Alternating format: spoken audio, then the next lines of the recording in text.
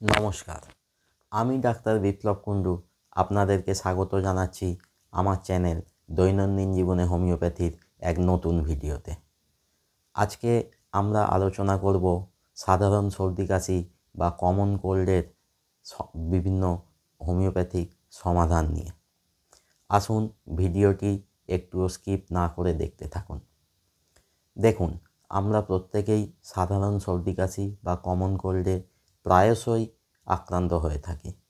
আর এর মেন যে কজেটিভ এজেন্টগুলো আছে কমন কোল্ডের, সেগুলো হলো rhinovirus, adenovirus, parainfluenza virus, common human corona virus ইত্যাদি। এখন কমন কোল্ডে আক্রান্ত হলে যে লক্ষণগুলো কমন কোল্ডের হয় সেগুলো হলো হাঁচি, নাক দিয়ে ও চোখ দিয়ে জল পড়া, হালকা কাশি হওয়া, সামান্য জ্বর থাকা, মাথা ভারী হয়ে থাকা বা মাথা ব্যথা হওয়া, গা হাত পায়ে একটা ব্যথা ভাব থাকা ইত্যাদি। এখন আমরা দেখব যে আমরা মাত্র 5টা হোমিওপ্যাথি ওষুধ ব্যবহার করে এই কমন কোল্ডকে সারিয়ে তুলতে পারছি। আমি যে ওষুধটার কথা প্রথম বলবো সেই প্রথম ওষুধটি হলো ব্রায়োনিয়া। ব্রায়োনিয়া আমরা কখন দেবো? দেখা যায় যে এই সিজনটাতে, মানে এই যে দিনের বেলায় গরম এবং সন্ধ্যের পর থেকেই ঠান্ডা ভাব, বা যখন প্রবল গ্রীষ্মের মধ্যে বারবার এসি রুমেতে ঢোকা বেরোনো হয়, অথবা গরমের মধ্যে কোল্ড ড্রিঙ্কস, আইসক্রিম বা যে কোনো ঠান্ডা জাতীয় খাবার খাওয়া হয়, তারপরে যদি এই কমন কোল্ডের লক্ষণগুলো দেখা যায়, অর্থাৎ হাঁচি, নাক দিয়ে জল ঝরা, মাথা ব্যথা, গা হাত পায়ে ব্যথা এগুলো হয়, এবং সেক্ষেত্রে যদি রুগী চুপ করে শুয়ে বসে থাকতে পছন্দ করে, চলাফেরা কাজকর্ম করতে না চায়, এবং লক্ষণগুলো যদি সন্ধ্যের দিকে বাড়ে, এর সাথে যদি রুগীর গলা মুখ শুকিয়ে যায় এবং বারবার অনেকটা করে জল খেতে চায়, সেক্ষেত্রে আপনারা ব্রায়োনিয়া 30 4 ঘন্টা ছাড়া 4 বার খান, দেখবেন অনেকটাই আরাম পাবেন। দ্বিতীয় মেডিসিন আর্সেনিক অ্যালবাম। এবার আপনার আর্সেনিক অ্যালবাম কখন খাবেন?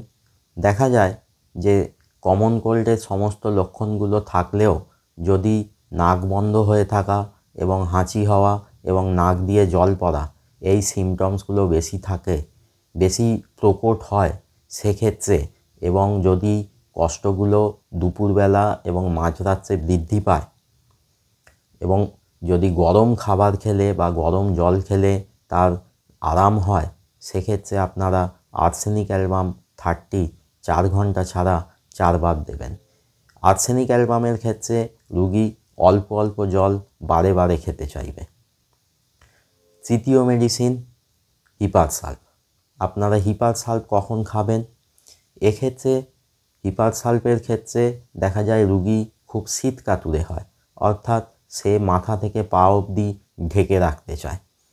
বিশেষ করে এই শীতকালে হিপার সাল্ফ খুবই কার্যকরী ভূমিকা নেয়। হিপার সাল্ফের ক্ষেত্রে আরেকটা ব্যাপার সেটা হলো সে এই সময় বাইরে একেবারেই বেরোতে চায় না, একটুও যদি দরজা জানলা খুলে রাখা হয় সে সঙ্গে সঙ্গে সেটা বন্ধ করে দেয়। এক্ষেত্রে আপনারা হিপার সাল্ফ 30 4 ঘন্টা ছাড়া 4 বার দিতে পারেন। চতুর্থ মেডিসিন রাস্টক্স। যদিও রাস্টক্স বর্ষাকালে বেশি ব্যবহৃত হয়, তাহলেও যে কোনো সময় সর্দি কাশির ক্ষেত্রে রাস্টক্স একটা অপরিহার্য ওষুধ। এক্ষেত্রে দেখা যায় রুগীর নাক বন্ধ হয়ে থাকা, হাঁচি হওয়া, নাক দিয়ে জল ঝরা এই সিমটমসগুলো তো থাকেই, সঙ্গে গা হাত পায়ে অতিরিক্ত ব্যথা যন্ত্রণা থাকে, যে কারণে পেশেন্ট একটুও শুয়ে বসে থাকতে চায় না, সে সারাক্ষণ চলাফেরার মধ্যে থাকতে চায়, এবং গরম সেঁক দিলে তার ব্যথাগুলো কম থাকে। এক্ষেত্রে আপনারা রাস্টক্স 200 4 ঘন্টা ছাড়া 4 বার দিন। পঞ্চম মেডিসিন আর্সেনিক আয়োড। আপনারা আর্সেনিক আয়োড কখন খাবেন? যখন দেখা যায় সেই একই রকমভাবে কমন কোল্ডের সমস্ত লক্ষণগুলো থাকলেও নাক বন্ধ হয়ে থাকা এবং গলা ব্যথার লক্ষণ বেশি থাকলে, এবং নাক বন্ধটা যদি খোলা হাওয়ায় বেরোলে খুলে যায় নাকটা, এবং গরম খাবার খেলে বা গরম জল খেলে বা গরম জলে গার্গেল করলে যদি গলায় আরাম পাওয়া যায়, সেক্ষেত্রে আর্সেনিক আয়োড 30 4 ঘন্টা ছাড়া 4 বার খান। এছাড়া আমি আর 2টি মেডিসিনের কথা বলবো। প্রথম, অ্যামনকার্ড। এক্ষেত্রে আপনারা অ্যামনকার্ড তখনই খাবেন যখন দেখা যাবে শুধুমাত্র আপনাদের নাক বন্ধ হয়ে রয়েছে এবং রাত্রে ঘুমাতে গেলেই নাক বন্ধর কষ্টটা বেশি, তার সঙ্গে নাক দিয়ে জল ঝরছে। সেক্ষেত্রে আপনারা অ্যামনকার্ড 30 4 ঘন্টা ছাড়া 4 বার খান। আর দ্বিতীয় মেডিসিন যেটা বলবো সেটা হলো গ্রিনডেলিয়া। গ্রিনডেলিয়া শুধুমাত্র বাচ্চাদের ক্ষেত্রেই ব্যবহার হয়। দেখা যায় বাচ্চারা নাক বন্ধের জন্য ঘুমাতে যেতে পারছে না বা ঘুমাতে গেলেও ঘুমের মধ্যে বারবার উঠে পড়ছে। এক্ষেত্রে আপনারা গ্রিনডেলিয়া 30 3 ঘন্টা ছাড়া 4 বার দিন।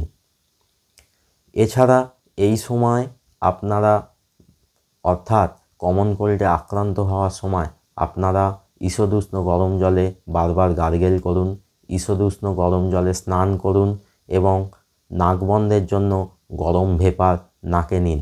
দেখবেন সব কিছুই অনেকটা উপশম হবে। এরপর কষ্টগুলো যদি আরও বৃদ্ধি পায় অথবা কষ্টগুলো 3-4 দিনের বেশি যদি কন্টিনিউ হতে থাকে, সেক্ষেত্রে আপনারা আপনাদের কাছাকাছি কোনো ভালো ডাক্তারবাবুর সাথে যোগাযোগ করে তার পরামর্শ নিন। আজকের ভিডিও এই পর্যন্তই। ভালো থাকবেন, হোমিওপ্যাথির মাধ্যমে সুস্থ থাকবেন। আর যদি ভিডিওটা ভালো লেগে থাকে তাহলে অবশ্যই লাইক, শেয়ার এবং কমেন্ট করবেন। আর হ্যাঁ, চ্যানেলটা সাবস্ক্রাইব করতে ভুলবেন না। আর চ্যানেলটা সাবস্ক্রাইব করার সময় পাশের বেল আইকনটি অবশ্যই প্রেস করবেন, তাহলেই আমার নতুন ভিডিও এলে আপনারা নোটিফিকেশন পাবেন।